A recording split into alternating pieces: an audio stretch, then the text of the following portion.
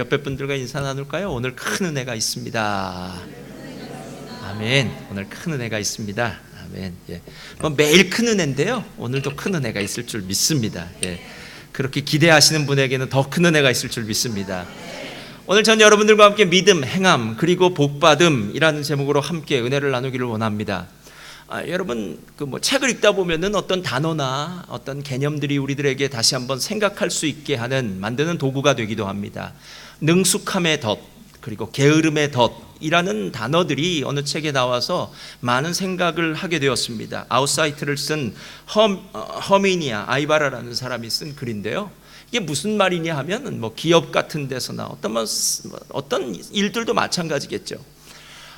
나는 새로워지고 싶고 발전하고 싶은데 내 삶이 왜 새로워지지 않을까, 왜 새롭게 발전하지 못할까라는 그런 이유를 따져보았더니 내가 가지고 있는 인사이트, 내 안에 있는 거죠. 인사이트는 그러니까 나의 과거의 경험과 지식에 바탕이 된 인사이트만으로는 좀 부족하다라는 겁니다. 그래서 바깥으로부터 오는 아웃사이트가 우리들에겐 좀 필요하다, 이런 이야기의 글입니다. 이 이야기를 보면서 무슨 생각이 들었냐면요, 한 가지, 그럴 수 있겠다는 생각이 들어요. 제가 예전에 어느 날 혼자서 여기 이제 셀을 하지만 예전에 구역 같은 걸 하니까요, 올해에는 내가 완벽하게 새로운 구역을 짜리라 생각하고 작년 것까지 다 없애고 난 다음에 새로 구역을 짰습니다. 새 구역을 짰을까요? 있던 구역을 짰을까요? 저는 분명히 새롭다고 생각하고 짰는데 나중에 보니까 작년 거하고 별로 차이가 안 나더라는 거예요. 여러분, 우리가 누군가에게 조언을 들을 때, 멘토링을 받거나 조언을 들을 때도 비슷한 일이 벌어진다는 거예요. 내가 기존에 가지고 있었던 어떤 인맥들, 내가 알고 있었던 사람들에게 조언을 받을 경우에는 그 사람들이 새로운 사람들이 아니기 때문에, 나와 전혀 상관없는 사람들이 아니기 때문에 내가 이전에 받았던 어떤 계속되어진, 그러니까 능숙함의 덫, 게으름의 덫이라고 할 수 있는 이런 것들, 그러니까 기존에 받았던 비슷한 생각들, 똑같은 말들을 들을 수 있더라라는 겁니다. 제가 왜 이 부분에 대해서 생각했느냐 하면, 우리의 신앙도 혹시 그런 착각에 빠질 수 있지 않을까 하는 거예요. 어느 사이인가 능숙하게 되었습니다. 어느 사이인가 교회에서 예배드리고 신앙생활하는 것이 별로 어렵지 않습니다. 그래서 되게 다 알고 있으니까 새로운 것도 없고요, 감사와 감격도 없고, 나도 모르는 사이에 내 신앙이 정체되어 있지는 않을까 하는 생각입니다. 저를 따라 하시 바랍니다. 신앙은 반드시 성장해야 합니다. 믿으십니까? 신앙은 반드시 성장해야 돼요. 신앙에는 성장과 퇴보 밖에는 없습니다. 그 자리에 멈추어 있는 것은 없습니다. 에베소서 4장 15절을 보니까 오직 사랑 안에서 참된 것을 하여 범사에 그에게까지 자랄지라, 그는 머리니 곧 그리스도라 라고 얘기해요. 여러분, 사람마다 기준을, 목표를 어디에 두느냐에 따라서요, 그 사람이 일찍 그 목표를 성취할 수도 있고 영원히 성취할 수 없는 그런 이상적인 목표일 수도 있습니다. 여러분, 예수님을 닮아가는 것, 예수님을 따라가는 것, 머리 대신 예수님에게까지 성장하는 것은요, 실은 불가능합니다. 그렇기 때문에 우리의 평생의 노력이 있어야 되고요, 평생 계속 매일매일 성장해야만 되는 것, 그것이 바로 우리의 삶이다라는 겁니다. 그래서 우리의 삶 가운데, 특별히 신앙 가운데 이런 성공의 덫, 아니면 능숙함의 덫, 게으름의 덫, 이런 덫에 빠지는 부분이 무엇일까라고 생각해 봤더니 믿음이라는 것이 빠질 수 있겠다 하는 생각이 들었어요. 그리고 그 믿음에 대해서 오늘 저는 함께 이야기를 나누기를 원합니다. 오늘 우리가 읽은 말씀을 보면은요, 어느 사이인가 우리도 모르게 신앙의 매너리즘에 빠진, 믿음의 매너리즘에 빠진 모습들을 22절부터 이야기하고 있습니다. 너희는 말씀을 행하는 자가 되고 듣기만 하여 자신을 속이는 자가 되지 말라. 말씀을 듣기만 하고 행하지 않는 사람이 된다는 거예요. 23절에도 똑같이 얘기해요. 누구든지 말씀을 듣고 행하지 아니하면, 25절에도 똑같이 얘기합니다. 말씀을 듣고 행하지 않으면, 말씀을 듣고 행하지 않으면, 말씀을 듣고 행하지 않으면. 말씀을 듣고 행하지 않는다는 것은요, 말씀이 전혀 나의 마음을 두드리지 않는다는 거예요. 그러니까 어떤 도전이 안 된다는 겁니다. 오늘도 또 설교네. 가끔 제 가까운 사람이 저에게 설교하지 말라고 그렇게 얘기할 때가 있고, 설교하라고 할 때가 있습니다. 설교하지 말라고 할 때는 대개는 또 똑같은 소리를 하는구만 이런 거고요. 설교하라 그럴 때는 이제 잠을 좀 자야 될 테니까 똑같은 얘기를 하라는 얘기예요. 그럴 수 있잖아요, 여러분. 설교가 어느 사이인가 마음에 울리지를 않습니다. 울리지를 않아요. 어느 분이 저에게 이렇게 얘기하더라고요. 목사님, 저는 주중에는 인터넷으로 유명한 목사님 설교들을 많이 듣고 있습니다. 이렇게 얘기해요. 참 은혜스럽네요 라고 이야기는 했지만 실제로 많은 인터넷 유명한 목사님의 많은 설교를 듣는다는 것은 어쩌면 아무것도 안 듣는 것과 똑같을 수도 있어요. 무슨 말이냐면 유명한 목사님의 설교를 많이 듣는 것이 우리의 신앙과는 전혀 상관없을 수 있다는 거예요. 그러면 신앙엔 도전이 되어야 되잖아요. 하나님 말씀은 듣고 변화되어야 되잖아요.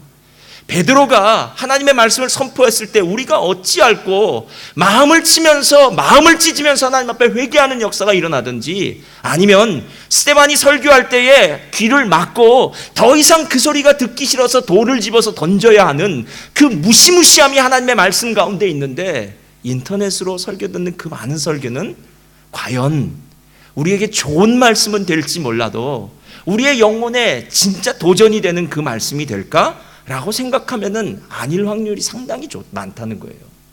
좋은 말씀이 좋은 게 아니라요, 우리의 삶을 바꿀 수 있는 말씀, 하나님을 찾을 수 있는 말씀, 죄를 떠날 수 있는 말씀이 좋은 말씀인 줄 믿습니다. 하나님의 말씀은 살았고 운동력 있어 좌우에 날선 검보다 더 예리하다고 했습니다. 말씀을 들을 때는 도전감이 일어나야 되고요, 변화의 역사가 일어나야 됩니다. 교훈과 책망과 바르게함과 의로 교육하기에 유익하니, 여러분, 이 말은 그냥 들려지는 말이 아니라 내 삶에 지금 잘못되어지는 그 부분들이 말씀으로 변화받고 바꿔질 수 있어야 된다라는 거예요. 그러면 이제 묻겠습니다. 여러분, 매주 주일마다 교회에 나와서 말씀을 듣는 이 순간 여러분 정말 감사하고 감격하십니까? 할렐루야. 아멘. 예. 감격하시는 분들은 별 문제가 없어요. 그런 분들은 오늘 복습하신다라고 생각하세요. 그런데 이 자리에는 어느 날인가 하나님의 말씀을 듣는 것이 더 이상 감사와 감격은 없고 그저 매일매일 일어난 루틴 같은 습관적인 일로서 받아들여지고 있다면요, 그런 분들은 오늘 이 말씀을 잘 들으십시오. 왜냐하면 여러분에겐 다시 말씀에 대한 회복이 일어나는 축복의 시간이 될 줄 믿습니다. 여러분, 하나님은 살아계신 분이십니다. 믿으십니까? 진짜 신은 살아있는 신이에요. 죽은 신이 아닙니다. 관념 가운데 있는 신이 아니에요. 초월적인 신이라서 멀리서 역사하는 신 아닙니다. 진짜 사셔서 역사하셔서 초월적인 신이지만 지금 내 삶의 자리에서 역사하실 수 있는 분이 진짜 하나님이십니다. 그래서 성경에 하나님을 만난 사람들은 모두 다 삶이 변화됐어요. 그들의 슬픔이, 그들의 두려움이, 그들의 염려와 걱정이 그들 앞에 놓였던 태산 같은 문제가 해결되어진 줄 믿습니다. 우주를 다스리시고 우리의 생사와 복을 주관하시는 하나님, 그분은 지금도 살아계셔서 우리 가운데 역사하시는 좋으신 하나님이신 줄 믿습니다.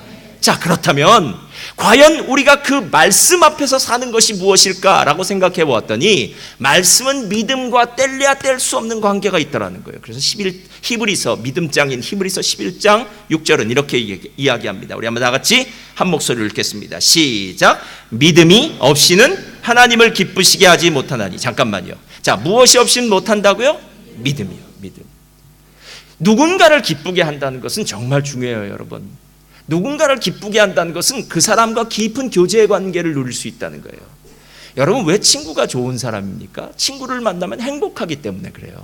서로 무슨 얘기를 해도 다 받아줄 것 같아요. 친구에게는 어려운 부탁을 해도 다 들어줄 것 같아요. 친구는 오해가 있어도 다 감싸줄 수 있을 것 같아요. 그게 진짜 친구 아닙니까?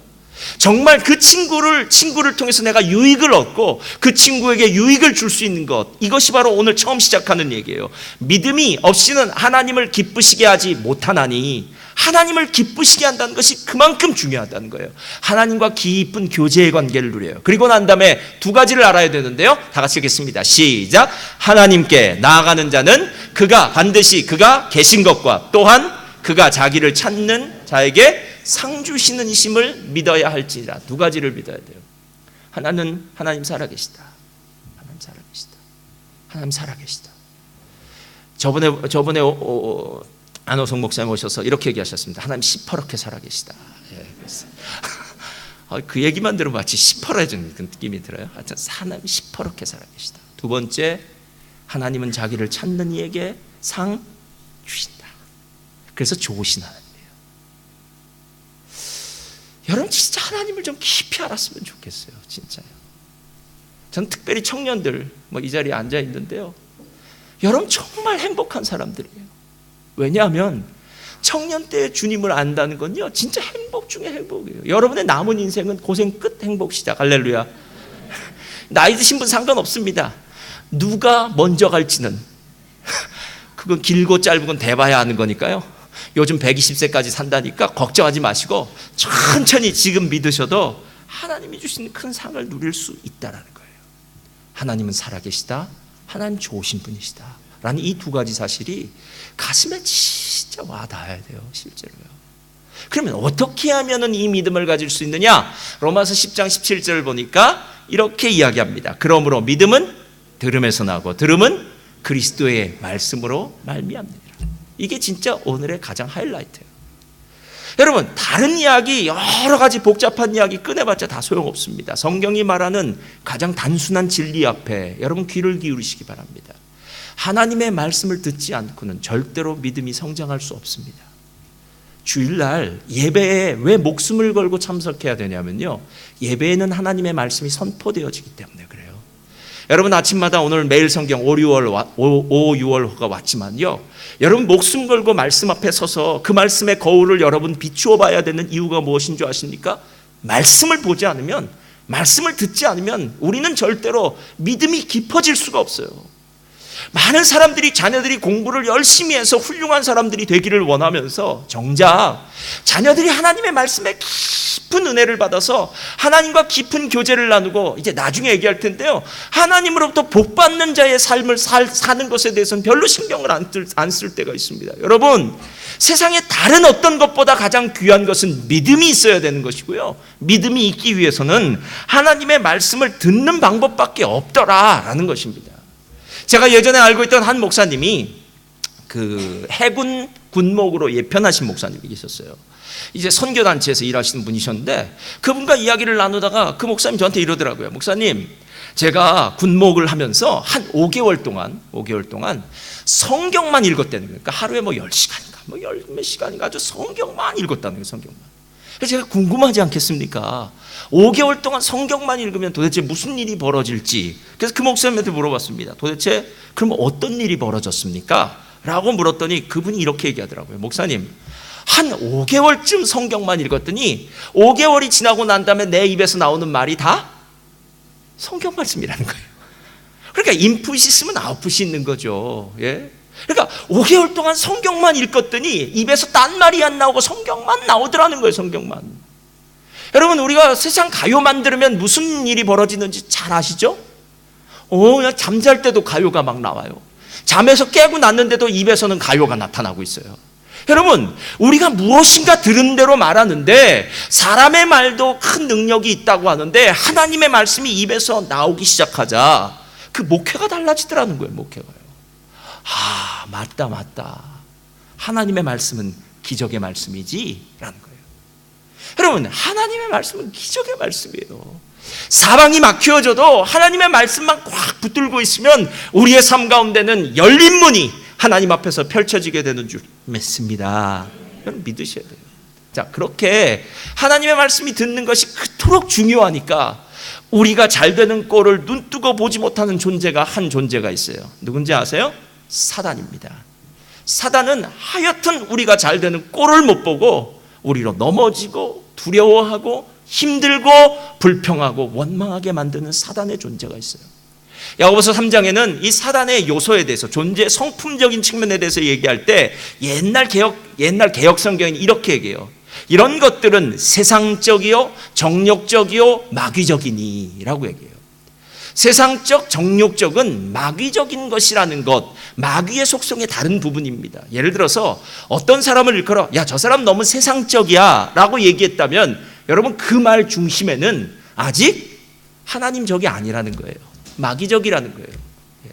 그러니까 세상의 영인, 이 세상을 지배하는 공중권세 잡은 그 마귀가 역사하는 그런 쪽의 일들을 하는 경우가 많더라는 거예요. 어떤 사람이 야, 정욕적이야, 성품을 아직 이기지 못해 라고 얘기한다면 그 사람도 아직 신앙적이다, 영적이다 라고 얘기할 수 없더라는 거예요. 여러분. 이게 진짜 중요해요. 왜냐하면 하나님의 말씀을 가로막는 것이 바깥에 있는 것이 아니라 내면에 있다는 거예요. 내면에. 19절 20절 한번 펴주세요. 다 같이 읽겠습니다. 시작. 네, 사랑하는 형제들아, 너희가 알지니 사람마다 더디하라 하며 성내기도 더디하라. 사람이, 자, 그대로 펴주시고요. 저부터 시작해서요, 저와 여러분들은 요 말을 딱 반대로 해요. 듣기는 더디하고 죽어라 안 듣습니다. 두 번째, 말하기는 겁나게 빨리 합니다. 속히하고. 그래서 상대편이 얘기도 안 끝냈는데 벌써 시작하는 거예요. 그래서 뭔데? 결론은, 그래서 어떻게 하라는 거야? 이렇게부터 시작해요. 남자들 경우입니다, 되게. 세 번째, 성내는 건요, 좀 천천히 상대편의 사정을 좀 들으면 안 성낼 텐데, 뭐 듣기도 전에 성부터 나잖아요. 그래서 그놈이 막 이러는 거예요. 그러니까 우리가 얼마나 하나님 말씀 받기에 준비가 안 된 자들이냐는 거예요. 이 내면에 있는 정욕적인 거, 이 부분이 얼마나 문제가 있는 거냐는 거예요. 가끔 뭐 안 집사님들이 또 남편 집사님들에 대해서 얘기하고, 또 남편 집사님도 안 집사님들에 대해서 얘기할 때가 있어요. 목사님, 우리 남편, 우리 아내는 저놈의 성질머리만 고치면 다 좋은데, 이렇게 얘기해요. 이건 제 이야기가 아니라 그분들의 이야기입니다. 아니, 그놈의 성질머리만 고치면 다 좋을 텐데 안 고친다는 거예요, 여러분. 여러분, 그놈의 성질머리, 여러분 있습니까, 없습니까? 우리들에게 있죠. 왜 없습니까? 각자마다 어떤 사람은 조급하고, 어떤 사람은 쉽게 시기하고, 분노하고, 미워하고, 갈등하고, 짜증내고, 염려하고, 두려워하고, 걱정하고, 정말 하나님이 기뻐하시지 않는 그것들이 있다는 거예요. 이것을 그 다음 절에 뭐라고 이야기하냐면, 더러운 것과 넘치는 악을 내어버려라, 이렇게 얘기해요. 그러니까 내 안에 있는 게 더럽고 넘치는 악이라는 거예요, 여러분. 예. 이거는 여러분이 진짜 마음 가운데 꺼내놓지 않으면, 예수의 피로 깨끗하게 씻지 않으면 내 안에 있는 더러운 것과 넘치는 악이 계속해서 하나님의 말씀이 들어오는 통로를 가로막는 장애물이 되더라는 거예요. 장애물이 되더라는 거예요. 제가 예전에 이제 나이가 조금 지긋하신 여자 집사님들 그런 모임에 갔어요. 야, 저는 제가 있을 때와 제가 없을 때 뭐 그건 다르겠지만, 제가 있을 때에도 저 정도로 얘기한다면 제가 없을 때는 어떻게 얘기할까 하는 생각이 들었어요. 와, 서로 간에 얘기를 하는데요, 와, 이건 정말 얼마나 센지 몰라요. 모든 게 다 직격탄이에요. 이쪽에서 뭐라, 그것도 몰라 뭐 이러면서 얘기하고, 이러면 제가 옆에서 듣다가, 와, 세다. 어떻게 저렇게 직선적으로 아주 그냥 가감없이 그냥 완전히 뭐 상대편의 인격은 뭐 생각지도 않아요. 뭐 인격을 완전히 말살하는 것 같고 그렇게 얘기를 해요. 근데 더 기적이 있어요. 아무도 시험에 안 들더라고요. 제가 깜짝 놀랐어요. 야, 이 한국 아줌마들은 대단한 분이야. 대단한 분이야. 의지의 한국인들. 대단해요. 근데 제가 정말 시험에 안 들까라고 생각했어요. 여러분, 누가 편하다고 생각하면서 함부로 얘기했던 말이 진짜 집에 돌아가서 다시 안 들리나요? 기억 안 되나요? 이상하더라고요. 분명히 그 사람은 별거 아닌 것처럼 얘기했는데 나한테 탁탁 걸려드는 말이 있어요. 게다가 나에 대해서 좋지 않은 말을 했던 것은 왜 그리 잘 걸려드는지 집에 가면 곱씹어지고 곱씹어지고 곱씹어지고 곱씹어져요. 예. 여러분, 정말 함부로 얘기하지 마세요. 욕은 진짜 하지 마세요. 그놈, 그니은 다 욕입니다, 여러분. 친근감의 상징이 아닙니다. 친근하지 않아요, 여러분. 정말요, 진짜. 교회에서도 그렇게 욕하는 걸 제가 봤어요. 아닙니다, 여러분. 내 성질대로, 내가 하고 싶은 대로, 내가 살고 싶은 대로 하는 건 하나님의 뜻이 아닙니다. 하나님의 그 거룩한 말씀이 들려오기 위해서는 통로가 깨끗해야 되는데, 그 통로에 더럽고 추한 것들이 가득 채워지고 그 쓰레기로 가득 채워지면 하나님의 거룩한 말씀이 담겨질 수가 없더라는 거예요. 예? 그래서 제가 생각해 봤어요. 하나님, 우리의 그 통로가 막혀져서 하나님의 말씀이 안 들려지는 경우가 어떤 경우일까요? 생각했더니 한 3가지 정도 되는 것 같아요. 자, 저를 따라하시기 바랍니다. 내가 듣기 싫은 말은, 자, 크게요. 내가 듣기 싫은 말은 걸러냅니다. 자, 이 말은 무슨 말이냐면요, 예를 들어서 제가 지금 막 좋아하는 일이 있는데 누가 브레이크를 걸면 안 들어요.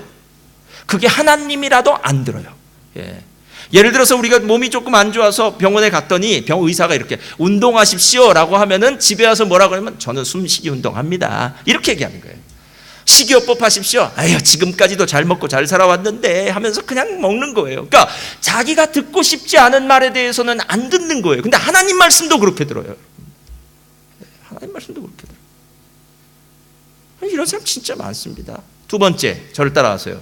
내가 듣고 싶은 말은 확대해서 듣습니다. 여러분, 이게 무슨 말인지 제가 예전에 알았어요. 제가 뭐 이렇게 인터넷이나 이런 데 있는 유머나 재밌는 얘기를 이렇게 어느 날 설교 시간 했더니 권사님이 끝나고 나서 저한테 왔어요. 목사님 오늘 설교 시간 너무 큰 은혜를 받았다는 거예요. 그래서 내가 말씀이 좋았나 보다 생각을 했더니 예화가 재밌었다는 거예요. 그래서 무슨 예화? 그래서 제 머릿속에 아직도 그 예화가 생각나요. 그래서 제가 써봤어요. 그게 뭐냐면요, 여러분 아실 거예요. 아내는 나에게 쇠가 되라 하네, 이거예요. 아내의 명령에 무조건 복종하는 충성심 강한 돌쇠, 일하고 돈 벌 때는 개미처럼 부지런한 마당새, 아내의 단점이나 잘못은 절대 말하지 않는 철통 같은 자물쇠, 뭐 이런 얘기예요. 그리고 마지막이 재밌어요. 아내가 울적할 때는 달콤한 노래로 달래주는 이문쇠. 이거 오늘 또 기억할 것 같은데. 예. 이거 하지 말았어야 되는데. 주여, 예. 다 잊어버리시기를 예수님의 이름으로 축원드립니다. 그러니까 자기가 듣고 싶은 얘기는 확대해서 듣는 거예요. 좋은 얘기는. 혹시나 목사님이 내가 누군가에게 무슨 말 하고 싶었는데 저 인간에게 하고 싶었던 말을 목사님이 대신해 줄 때가 있어요. 그러면 너무 행복한 거예요. 집에 가서 오늘은 큰 은혜 받았어요. 그리고 전화통을 붙들고 얘기해. 너 목사님이 얘기한 거 들었지 이러는 거예요. 그건 그 사람한테 하는 얘기가 아니라 본인에게 하는 얘기입니다, 여러분. 확대 해석한다는 거예요. 이게 우리의 잘못이라는 거예요. 세 번째, 저를 따라하세요. 그냥. 자, 다 같이 읽을까요? 시작. 그냥. 자, 한 귀로 듣고 한 귀로 흘려간다는 거예요. 이게 뭐냐면요, 일단 마음에 무장을 합니다. 뭐라고 무장을 하면 이렇게 무장해요. 목사님 말씀은 언제나 좋은 말씀이야. 그런데 아직 목사님은 세상을 안 살아봐서 몰라. 우리는 세상에 살면서 얼마나 힘든지 알아? 그리고 세상에 성경대로 사는 사람이 어디 있겠어? 그리고 성경대로 산다고 되는 거 아니야. 그러니까 목사님 좋은 말씀이니까 일단 아멘하고 듣자라고 생각하면서 듣는 거예요. 그러니까 전혀 나의 삶에는 아무런 도움이 되지 않죠. 왜 우리의 인생이 힘든 줄 아십니까?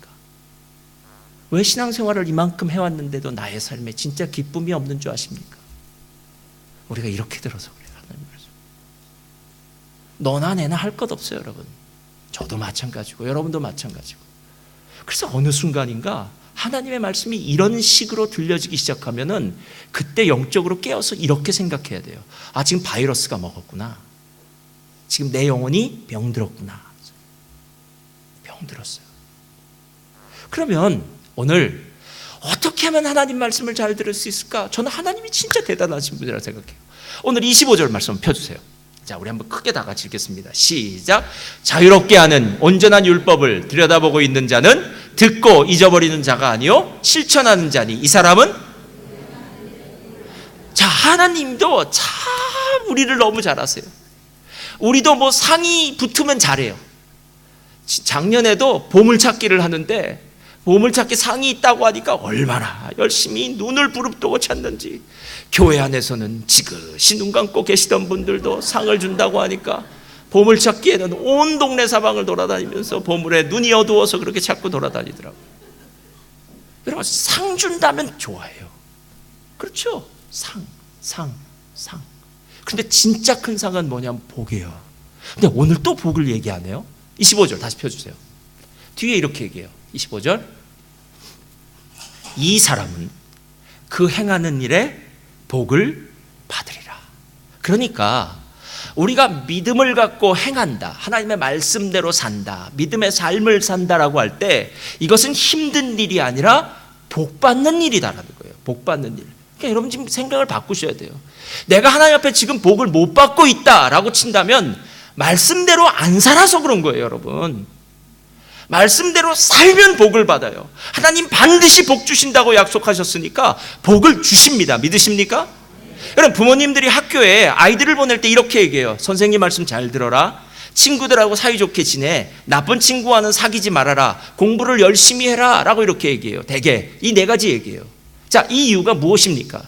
우리 자녀가 학교 가서 대충 잘 지내다가 졸업장 받고 학교 졸업하기 위해서 이렇게 얘기한 겁니까? 아니면 네가 학창시절, 그 학교를 다니는 시절 동안 학교 선생님의 말씀을 잘 듣고 좋은 친구들을 잘 만나고 공부를 열심히 함으로 말미암아서 그 학교 시간 동안, 학창시절 동안 네가 받고 누릴 수 있는 것들을 최대한도로 배우고 누리라는 거예요.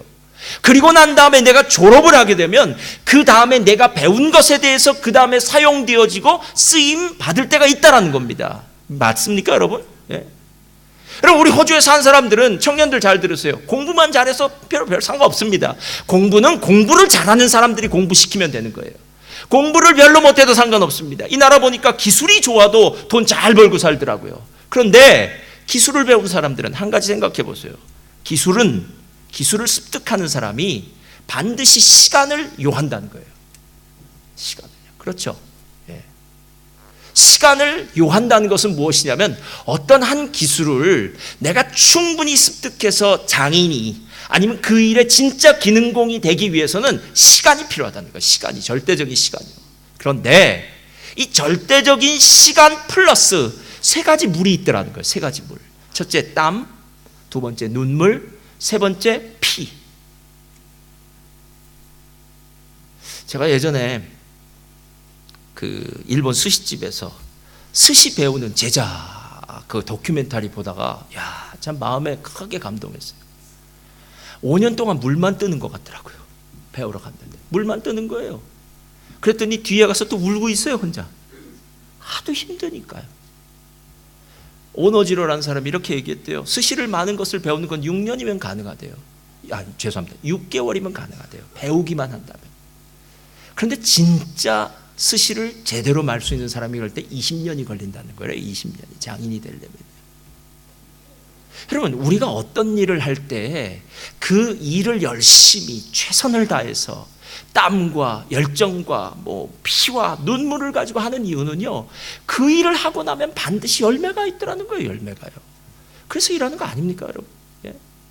왜 세상에서는 그렇게 일하라고 얘기하면서 신앙은 엉터리로 사십니까? 왜 하나님의 말씀을 배우는 데에는 언제나 뒷전으로 밀려가시고 하나님의 말씀을 행하는 데에는 나는 하나님 말씀 상관없어, 좋은 말씀 하시는 거지, 주일날 한번 예배드리면 됐지 라고 생각하는 뒷전으로 빠져나가고 하나님의 말씀을 행하기 위해서, 하나님 말씀대로 살기 위해서 피와 땀과 눈물을 흘리는 일에는 언제나 뒷전으로 물러가는 것, 혹시 우리들의 모습 아니겠느냐라는 거예요. 말씀을 행함이 복이 된다는 사실은 성경 전체 이야기를 하고 있어요. 시편 119편은 말씀장이라고 얘기해요. 시편 119편은 성경에서 가장 긴 장입니다. 총 절수가 176절이나 돼요. 말씀에 대해서 말씀, 율법, 증거, 규례, 법 이렇게 말씀에 대해서 얘기하는데 제가 시편 119편을 다시 보다가 깜짝 놀랐어요. 1절 2절 펴주세요. 다 같이 읽겠습니다. 시작. 행위가 온전하여 여호와의 율법을 따라 행하는 자들은 복이 있으며 여호와의 증거들을 지키고 전심으로 여호와를 구하는 자는, 어떤 사람이 복 있는 사람입니까? 말씀이요, 말씀대로 사는 사람이요. 누가 뭐라도 상관하지 않고 나는 말씀대로 살겠습니다. 말씀이 내 삶의 지침서입니다. 나는 말씀이 나의 삶을 이끌어가도록 살겠습니다라고 결정하는 사람이 진짜라는 거예요. 시편 1편은 시편 150편 전체에 서론이라고 얘기하는데 시편 1편 너무나 잘 알지 않습니까? 복 있는 사람은 쭉 얘기하면서요, 여호와의 율법을 즐거워하여 그 율법을 주야로 묵상하는 자로다. 저는 시냇가에 심은 나무가 시절을 쫓아 과실을 맺으며 잎사귀가 마르지 아니함과 같으니 그 행사가 형통하리로다. 할렐루야. 여러분, 어떤 사람을 보면요, 정말 그렇게 신앙생활을 열심히, 제가 보기엔 대단하게 하는 것 같지 않은데 일이 잘 풀려지는 사람이 있어요. 그래서 보면은요, 언제나 두 가지가 있더라고요. 그런 사람들이. 하나는 뭐냐면 부모님의 기도가 있어요. 진짜 부모님의 기도는 공짜 없더라고요, 진짜. 예. 믿음의 3대 4대 부모님의 기도는 공짜가 없어요. 그래서 부모님의 기도하신 기도의 그릇을 채운 만큼 자녀는 그 복을 받는 경우를 제가 너무나도 많이 봤어요. 예. 근데 두 번째는 뭐냐면요, 말씀 앞에 순종을 잘하는 사람이 복 받더라고요. 우리는 자꾸 무슨 말인가를 하고 싶어요. 내 생각을 집어넣고 싶어요. 그래서 하나님이 뭐라고 얘기하면 진짜요? 과연 그렇게 될 수 있을까요? 하는 의심부터 시작해요, 여러분. 여러분, 부모님이 어느 날 제가 중학생인데 학교에 안 가기 싫다고 부모님한테 얘기하는 거예요. 엄마, 학교에 가도 별 배우는 것도 없는 것 같아. 내가 어떤 다른 집사님들 보니까 뭐 학교 안 가도 뭐 기술 배워서 돈 많이 버는 것 같은데 나 학교 안 다니고 기술 배울래 라고 얘기하면은 부모님이 하는 말이 있어요. 이렇게 얘기해요. 야, 기술은 나중에 배워도 좋아. 그러나 고등학교 졸업장은 있어야지, 대학교 졸업장은 있어야지 얘기해요. 그러면 또 자녀가 대학교 졸업장, 고등학교 졸업장 필요 없어 라고 얘기하면 뭐라고 얘기하는 줄 아세요? 부모님은 이렇게 얘기해요. 네가 아직 세상을 안 살아봐서 몰라. 이건 잔말하지 말라는 거죠. 시간을 더 지나보면 네가 지금 아무것도 아니라고 생각하는 그것들이 얼마나 인생에는 중요한 밸류가 있는지 알게 되더라는 거예요. 심지어는 혹시 나중에 결혼을 해서 아이를 낳는데 아이가 학교에 아버지 부모님의 학력란을 써야 되는데 거기에 중학교 중퇴, 이러면 창피할 수 있지 않겠느냐는 거예요. 너 나중에, 지금은 몰라, 지금은 아무것도 아닌 것 같다고 생각하는 것들이 시간이 지나고 나면 중요할 수도 있으니까 엄마 아빠 말 듣고 지금은 순종해 라고 얘기해요. 그러면 정말 훌륭한 훌륭하다기보다는 교육이 잘 된 자녀들은 예 알겠습니다 라고 얘기해요. 근데 정말 머리에 뿔난 자녀들은 그래도 안 듣는 자녀가 있어요. 그럼 부모가 하는 말이 있어요. 그래, 그렇게 살아라. 그렇게 살아라. 네 마음대로 살아. 여러분, 하나님과 우리와도 인격적인 관계 아닙니까? 우리가 하나님 앞에서 어떤 모습을 대하느냐에 따라서 하나님이 우리에게도 대해 주실 거 아니에요. 나 하나님 사랑해요. 하나님 정말 좋은 분이라는 건 알아요. 하나님 뜻대로 살게요. 하나님 저에게 순종할 수 있는 믿음도 허락하시고 힘도 주세요. 이렇게 얘기하는 게 맞는 거죠. 하나님을 향해서 원망하고 불평한들 무슨 소용이 있겠습니까? 기독교가 정말 위대했던 이유는요, 말씀을 따라 살았기 때문에 그래요. 요한계시록을 제가 다시 한번 보니까요, 요한계시록 마지막에도 똑같이 나오더라고요. 이 예언의 말씀을 읽는 자와 듣는 자가 그 가운데 기록한 것을 지키는 자가 복이 있나니 때가 가까움이라. 1장 3절 22장 7절은 말합니다. 보라, 내가 속히 오리니 이 두루마리 예언의 말씀을 지키는 자는 복이 있으리라. 그러니까 시편에만 얘기한 것이 아니라 마지막 시대를 살고 있는 요한계시록의 시대 앞에서도 하나님이 우리에게 똑같이 해주고 싶은 말은 이 말씀을 듣고 지키는 자가 복이 있어 라는 거예요. 초대교회는 복 있는 공동체였습니다. 사도행전 2장을 보니까 저들이 사도들의 가르침을 받고 떡을 떼고 교제하며 이렇게 유무상통의 초기 기독교 공산사회를 만들어요. 그런데 그 마지막에 뭐로 끝나냐 하면요, 저들에게 기쁨이 충만하였더라, 기뻐하였더라, 기쁨이 넘치는 거예요. 기쁨이. 그러니까 말씀대로 살았더니, 말씀대로 행했더니 기쁨이 넘치더라 라는 거예요. 예. 여러분, 말씀대로 살 때 어떤 축복이 세 가지가 있는 줄 아십니까? 제가 이 세 가지를 제 나름대로 결정했어요. 생각했어요. 첫째, 말씀대로 살면 평안함이 있어요. 샬롬의 복이요. 절대로 말씀대로 살면 두려울 것 없습니다, 여러분. 두려워하지 마십시오. 어차피 죽기 아니면 살기 아닙니까? 예? 죽기 아니면 까무러치기겠죠. 예. 어차피 우리 인생에서 가장 중요한 문제는 죽는 문제밖에 없습니다, 여러분. 왜냐? 죽고 난 다음에 심판이 있기 때문에요. 죽고 나면 하나님의 심판대 앞에 서게 됩니다. 그땐 여러분이 되돌이킬 수가 없어요. 그땐 결정해야 돼요. 하나님 편에 설 것인가? 아니면 세상 편에, 마귀 편에 설 것인가? 천국과 지옥이 결정되는 심판이 있어요. 그게 제일 무서워요, 여러분. 그것 아니면 이 땅에서 있었던 문제들은요, 아무것도 아니에요, 여러분. 아무것도 아니에요. 진짜 죽고 살 일 없어요, 여러분. 두려워하지 마세요. 하나님이 여러분과 함께 하시면 다 이기고 넘어갈 수 있을 줄 믿습니다. 그래서 샬롬이 임하는 거예요. 샬롬이요, 샬롬, 샬롬, 샬롬. 요한복음에는 이 샬롬은 세상이 주는 것과 다르다고 얘기하지 않습니까? 주님이 주신 평화는 세상이 주는 평화와 다릅니다. 두 번째가 있어요. 우리에게 열매가 있게 해서요. 저는 이게 진짜 믿어져요. 저는 예수를 잘 믿지 않고 대충대충 믿으면서 인생을 살아갔던 분들을 많이 봤어요. 그런데 이렇게 산 분들의 마지막을 보면서 제가 결론 내린 게 있어요. 정말 믿음 없이 대충대충 산 사람의 삶에는 열매가 없구나라는 거예요. 주님을 위해서 뜨겁게 헌신하고 주님을 위해서 살았던 사람은 인생의 마지막에 열매가 있더라는 거예요. 여러분, 왜 사업을 하십니까? 왜 사업장을 여십니까? 가게 문 닫을 때 여러분 주머니에 남은 돈이 있어야 되는 거 아닙니까? 왜 직장을 그리 열심히 다니십니까? 한 달이 끝나면 여러분이 웨이지를 받아야 되는 거 아닙니까?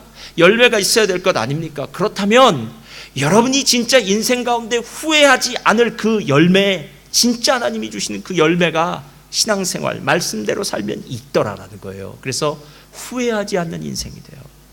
세 번째는 함께하는 동역의 기쁨이 있어요. 이건 진짜 대단한 기쁨이에요. 어제도 우리 집사님들 나오셔서 같이 여러 가지 일들 하시고 밤늦게까지 힘드셨는데 얼굴을 보니까 다 행복한 것 같아요.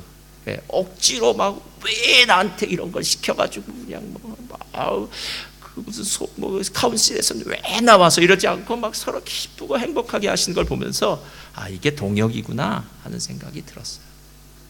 여러분, 제가 오늘 말씀드리는 것은 원칙입니다. 원칙이요. 그래서 말씀을 봐야 돼요. 들어야 돼요. 읽어야 돼요. 제가 오늘 이 말씀을 준비하면서 제 마음 가운데 작년에 사도행전을 보면서 은혜 받았던 한 구절이 있어요. 사도행전 20장 35절이에요. 펴주세요.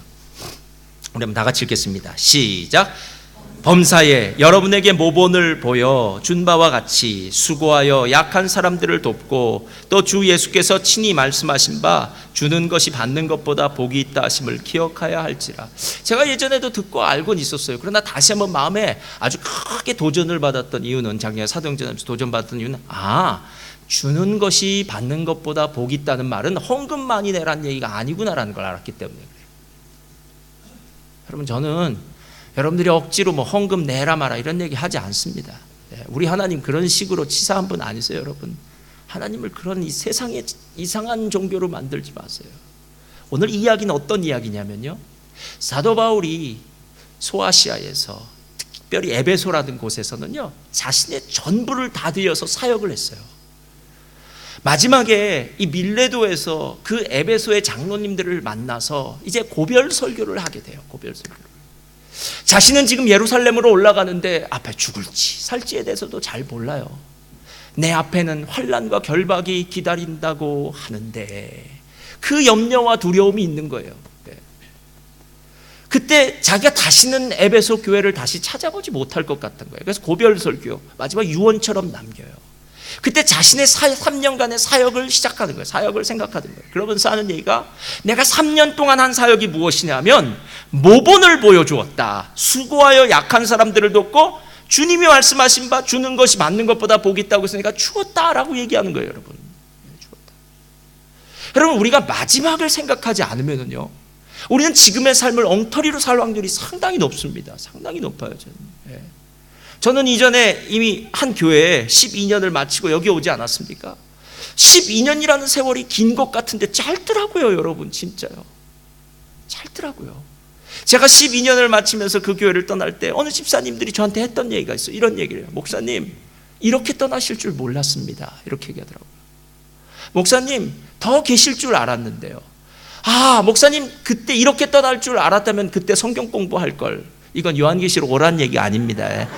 또 괜히 또 목사님이 지금 정책적으로 움직여, 조금 의도는 있지만 정치였어요.